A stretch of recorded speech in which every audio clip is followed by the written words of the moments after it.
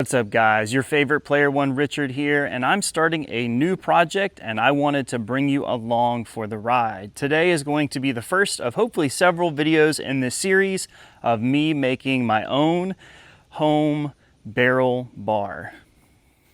Now this whole project idea really stems from having found this bar here when I was filming a hunt video at the station. I had been wanting a bar at home, wanted to incorporate barrels somehow, but just really couldn't wrap my brain around what it was exactly that I wanted. And when I found this one, I thought I have enough woodworking skills where I think that I can probably make this happen.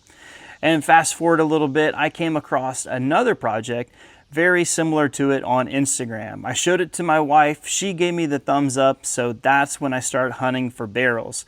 Now, as luck would have it, I have two different distilleries here in my area, Old Dominick and Blue Note. And so I sent out a simple email explaining my project and asked if they had any barrels available. And Blue Note did not let me down. Within less than 24 hours, they had a response from me, and we were able to set up a time to pick up the barrels. And so that's what we are getting ready to do today.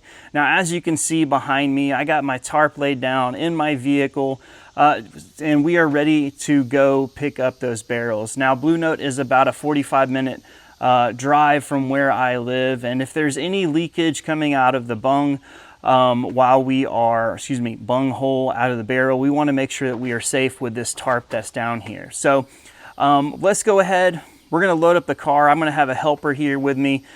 She does not want to be on camera, but she'll help with filming here in a little bit. So we're going to load up, head out to Blue Note, and pick up those barrels.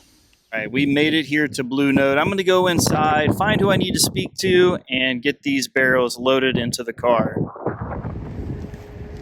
How can I help, or am I going to be in the way? Oh, yeah. No, you can absolutely help. I have an arthritic. Just left pain management. Although two of them should fit nicely. Yeah. You have something to shock them in there so that...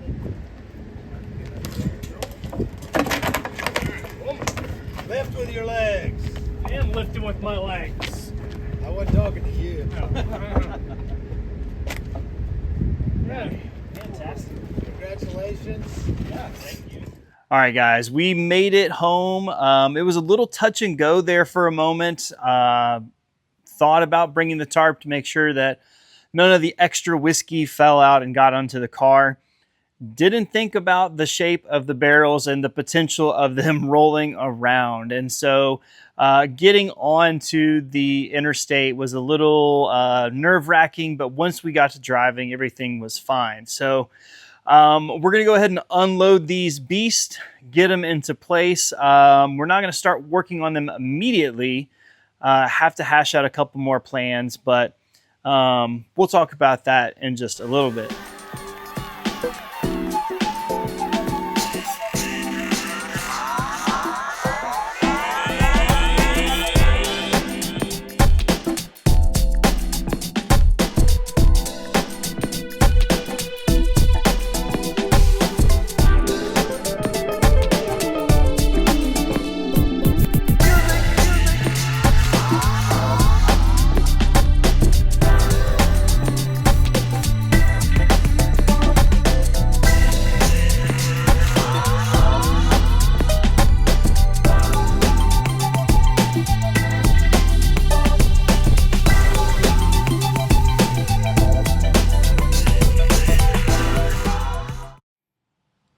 As I had mentioned, the car ride home was a little touch and go with the barrels moving back and forth, but the smell was absolutely amazing. And the best way to describe it, if you've never been in a distillery before, is to think about going into a bakery. Lots of similar smells, those warm grains, the yeasty smell in the air just made the car ride just that much more enjoyable. Now, the easy part of this project is done, and that was retrieving the barrels. Moving forward, there's going to be a lot of uncharted territory for me. Now, I've done some very basic woodworking, helped my wife and I build some furniture for the house, but never to this extent. So there's, like I said, definitely going to be a learning curve there. Now, next step as far as preparation goes is we need to make sure that all of the excess liquid that is in here is out. The gentleman that helped me load this into my vehicle said that these were freshly dumped barrels, so there's probably a little bit more whiskey that is being retained in the staves. So next steps of this project, which I won't really show, are going to be finding a nice warm place to put these, elevating them on some sort of block, popping the bungs and letting the extra liquid drain out, along with letting the barrels themselves dry out the rest of the way. Now, it goes without saying, I would like to say a huge thank you to the folks over at Blue Note for generously giving me these barrels. When I reached out, I honestly was not expecting a response.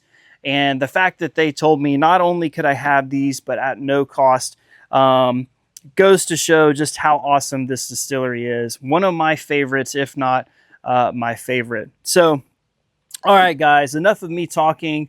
I got to get these into a dry spot. As always, thank you for sticking until the end. I'm your favorite player one, Richard. Have a good one.